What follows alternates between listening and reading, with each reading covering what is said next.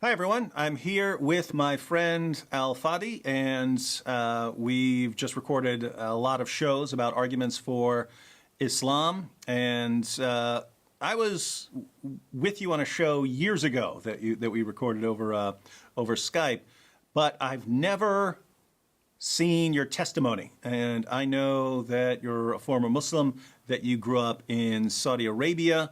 But beyond that, I don't really know much. So I figure this would be a great time to learn. So why don't you start by telling us what your life was like in Saudi Arabia growing up? Well, first of all, thank you so much, brother. It's always a privilege and an honor to serve the Lord with you. I am always thankful for the material you produce all the time for the sake of my people to find the truth. And thank you so much for your hard labor. You're absolutely right. I am a former Muslim from Saudi. That's where I was born and raised. And as you know, brother, Saudi Arabia really has a special place when it comes to Islam, simply because it's the birthplace of Islam. And I just happened to be born, basically, and raised in a town near Mecca. So there was this bond not only to Islam and its origin, but also my close proximity to Mecca. And as you know, Islam is a religion of works. Therefore, more good deeds you do, more chances you have in order for you to earn your way to heaven. And being near Mecca, that means that I can always go and do the rituals and the things that are required of me, simply even praying in Mecca most of the time for that purpose. As I was basically growing up, I began to study more and more Islam at a deeper level. Now, not all Muslims, by the way, you're going to meet, even from Saudi, are that religious. I want to be fair. Not all of them are that devout. But the tendency for people in Saudi to be devout, if you wish, is much higher than you find it in other areas outside of Saudi Arabia, simply because Islam is really emphasized in there, not only at the school level, not only at the college level, but also it is emphasized by the way of life in there and the Sharia law application and so many aspects basically of life in there. So this is how I was raised basically, and that was the environment I grew up in. And obviously, something changed at some point. So, and you're here. So I know, even without you telling me, that a couple of things changed. So what changed first? Did you leave Saudi Arabia first, or did you start doubting Islam while in Saudi Arabia? Well, actually, right before I left to come to basically to the West for my graduate education, I finished my college back in Saudi with the engineering degree. But the thing is this. Almost before that happened, during my high school years, I was fascinated with the idea of jihad to the point that I was even seriously considering going to Afghanistan when the Soviets invaded Afghanistan. And it was people like Osama bin Laden who left, and many of the young Saudi men left also as well. And therefore, I was fascinated with this idea of not just fighting, but dying as a martyr for all these rewards that I was reading about when it comes to the reward for martyrdom. But by the grace of God, I was basically prevented from doing so, and I finished my college. And then I came to the West, and as you know, Muslims are raised to believe that all of the Western Hemisphere basically is Christian, maybe with the exception to few that might be Jews, but technically speaking, you are born into a religion called Christianity. And this religion happened to be the one right before Islam. Therefore, it's canceled, it's obsolete. But at the same time, Christians who live in the West, they're immoral. Why? Because their Bible has been corrupted, and evidenced by the fact that they have nightclubs, have bars, and you watch, movies, and you assume that this is the culture at large as a result of this. So I came to the West with that mindset. But it's almost like within the first month, believe it or not, I just struggled with the use of idioms, and that led me into basically getting connected through some of the campus ministries with a family that was a born-again believer. That was the first time I've ever heard of such a thing when we were having this spiritual discussions. And it was through that process that my mind began to shift into basically willingness and also just the desire to learn more about this Christianity that I knew nothing about. Initially, my intent was to convert people to Islam. I didn't really want to learn about it for the sake of leaving Islam, but that's how the process began. Wait, so you got involved with Christians because you were trying to work on your English speaking abilities? My English, exactly. Oh, wow, that's interesting. So, how did you come to doubt Islam? Because most Christians that you would ever run into generally know very little about Islam. So I doubt they would have been presenting criticisms of Islam. So how did you come to doubt Islam? That is true. It's after a few months of my encounter with this family, I ended up changing my major. I moved from that place where I was to another place. And I severed my relationship with the family, never bothered to reconnect with them. Graduated, got a job offer. And it was years later I met more people, and specifically another family. And it was when I began to engage them in discussions about my faith, Islam. In other words, I was inviting them to accept Islam. That's when they began to push back gently, asking me for proof when I said the Bible is corrupt. Asking me for proof when I made claims that Jesus wasn't crucified, and at the same time sharing back with me what does the Bible say, what other evidence there are available, and asking me also to reason about certain facts and things of that nature. In other words, they were really countering my arguments with ways to force me to examine and think about the claims that I'm making. And in this case, I began to discover slowly and gradually that I'm making really big claims that I cannot back up. And it was through this process, that was a long process. It took almost 12 years for it because I was definitely an apologetic at heart. I had this zeal for Islam. And of course, I wanted to prove that I was right.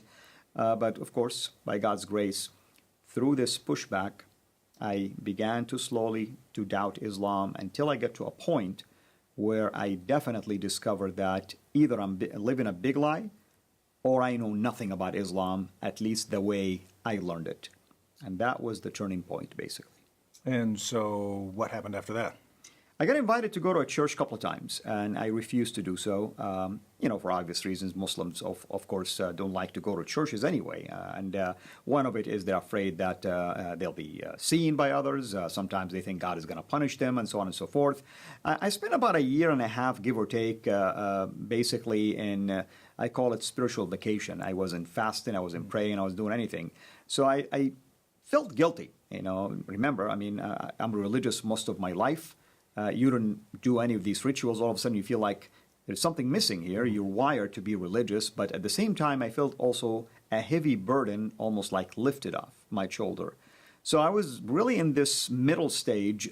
Do I really go back to being religious, or why am I feeling relieved at least? And it was during that phase when I agreed finally to go to that church. And when I attended the church, I began to hear the gospel being preached from the Gospel of John, from the pulpit. And all of a sudden, the things that I heard from that very first family 12 years earlier, and the other family, and others in between, somehow began to make more sense. Mm-hmm. The story almost began to make sense, perfect sense, actually. All of that, of course, led me to begin to question myself at a deeper level. Obviously, the Holy Spirit was convicting me already. And as a result of this, really, I felt like at some point, I'm going to have to make a decision. And then September 11 happened at the same time. And obviously, being a devout Muslim, I understood perfectly why these hijackers did what they did, of course. It's their ticket to heaven. That's the way they were thinking about it. At some point in my life, I wanted to die as a martyr. But the devastation of that act was being laid out before my eyes. And I began to see what I myself could have done as well years earlier to others, innocent people, innocent lives. And I began to really ask myself, why would God allow for things like this to happen for the purpose of few just to go to heaven, if he is really a God that I thought to be the God of peace and my religion is a religion of peace. And to top that, that very weekend, I attended the same church, and they preached from the Gospel of Matthew about loving your enemies and praying for those who persecuted you. And that was a very powerful passage, because I reminded myself that if the God of the Bible is the God of the Quran, then something drastically happened to this God, that he changed his mind about loving your enemies 600 years before the coming of Muhammad, and all of a sudden now it is a command to hate and fight them. We have to back up a second because I'm a little confused. Because on the one hand, you seem like you understand that Islam promotes jihad and martyrdom. But on the other hand, you were saying that Islam is a religion of peace. So is it something like the jihad is right because you're ultimately striving for peace and the good of the Islamic community or something? Like I can imagine if you're the fighting in Afghanistan, that right. These are Russian invaders, and so you're martyring yourself to stop the invaders or something like that. No, that's a very good question. Before I reach that point of confusion, of course, certainly I would look at Islam as a religion of peace from a different perspective. Religion of peace in terms of spreading Islam, and that will be the only way to enforce peace. But then when I began to doubt Islam, I was touched now by what I've seen, and that really was the struggle that I faced.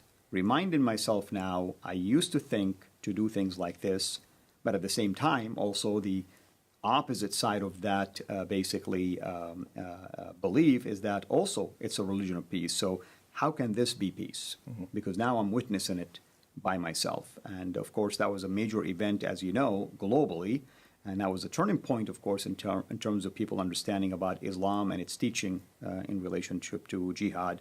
And I've already been heard here in the gospel, and obviously the Holy Spirit was doing his work already and convicting me. So it's the softness inside of me that allow me to, for the first time, to begin to examine things that in the past I accepted, but now it looked totally different to me. And so what was the sort of last straw?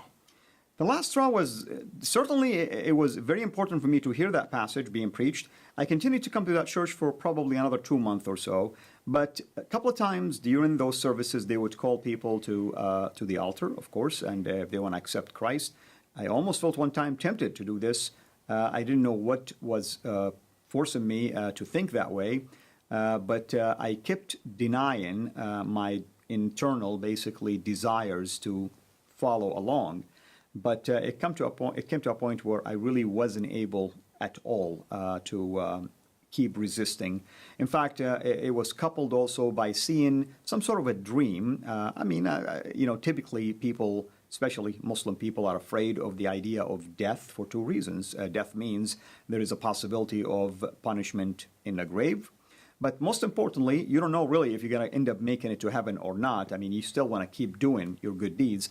And the dream that I was getting actually was strange, that I died, and I'm standing before the throne of God, and he's asking me one question: why have you rejected my son? And that was a question I didn't know the answer to, yet at the same time I was already attending the church, and I'm hearing about the son already, and I've seen people accepting the son. And when I've seen this dream a couple of times happening almost within the span of these 2 months, it really terrified me. It's almost like I began to think about death. What's going to happen now if I truly die? What is basically the right path? Is it Islam or is it what I'm hearing? And it's just by the grace of God that I finally came to my senses, and I realized that I must make that decision to follow Christ. And it wasn't an easy decision, of course, but here we are. And so what happened afterwards? Of course, there is always a cost that comes with this. I lost a lot of things almost immediately. And I have to admit, the first thing that came to my mind is that, did I make the wrong decision? And am I being punished by Allah as a result of this? And it goes to show, by the way, the importance of having the right people surround you and disciplers. Because of that, the people around me who are believers began to explain to me that this is spiritual warfare. God is not punishing you for coming to him, But God could be allowing these things to happen to you because maybe you have issues in the heart that He's working on. Maybe you have pride. Maybe He's preparing you for something big, a ministry or something of that sort.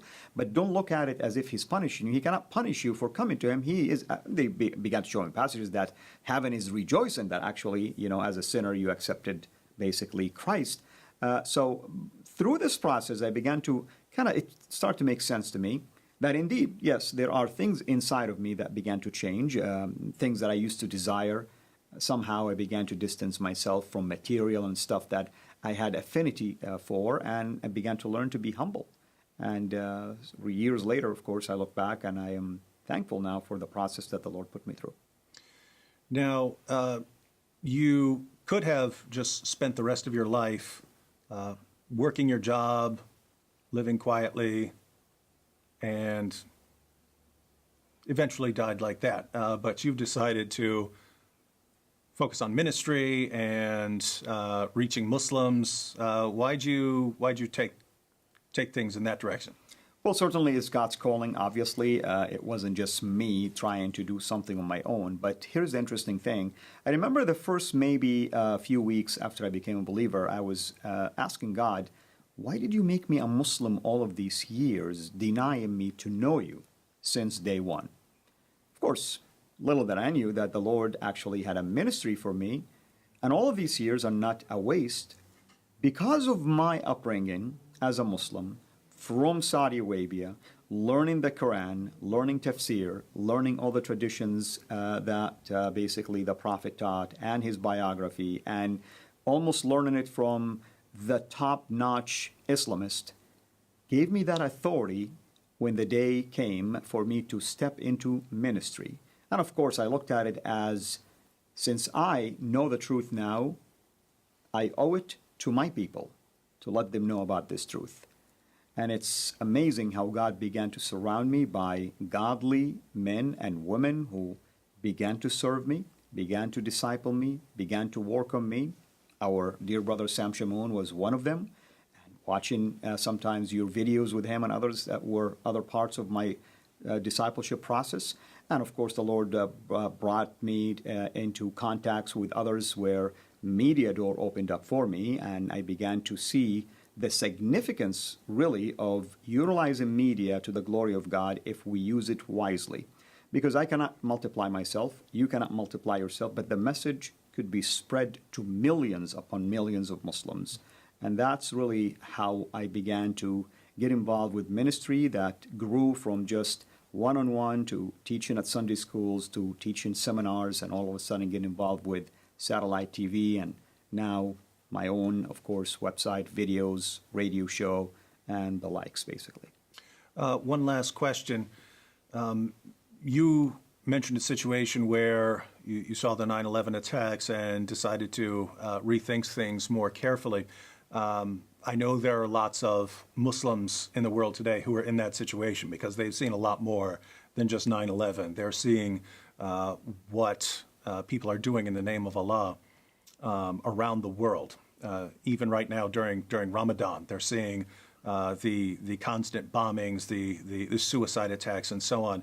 And many of them still believe in Islam, but this can become a time of reflection for them, time to think to themselves, is this religion true? Is all of this based on Islam, and is Islam true?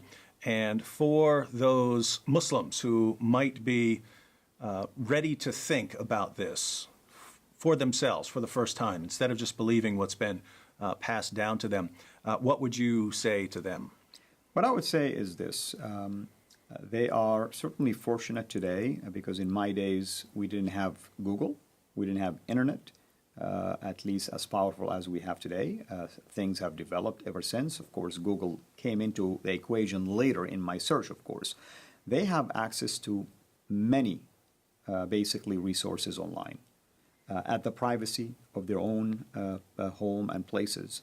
I encourage them to go and examine all evidence available related not only just to Christ and the Bible, but also examine the falsehood, I should say, and the teachings of Islam, in contrast to the teaching of the Bible and Christ, and ask themselves this question: what they are witnessing firsthand right now, whether at least themselves, their immediate family, friends, or maybe just what they're watching globally taking place, unfolding right before our eyes, does that make sense? That a religion that everyone think is a religion of peace would cause such chaos globally, and since September 11, this chaos continues to intensify to where we are today. Almost every region in the world has been impacted by it. Can truly the God who revealed Islam to be the religion of peace be the same God who is also causing all of this chaos? You see, you cannot pick and choose what the Quran teaches or what the Prophet teaches, because ISIS can justify their actions just like people who wants to claim that Islam is a religion of peace can justify their actions. So one side has to be right and one side has to be wrong. And the fact that you have contradictions from within, this should cause them to examine Islam at a deeper level, utilizing all of these resources that are available for them, which I did not have in my days. Well, thank you, brother. And to everyone out there who would like to learn more, you can look at the links in the description box. That'll take you to Fadi's YouTube channel, to many more videos by him, and to more details about his background and story. And look forward to hearing much more from you in the future.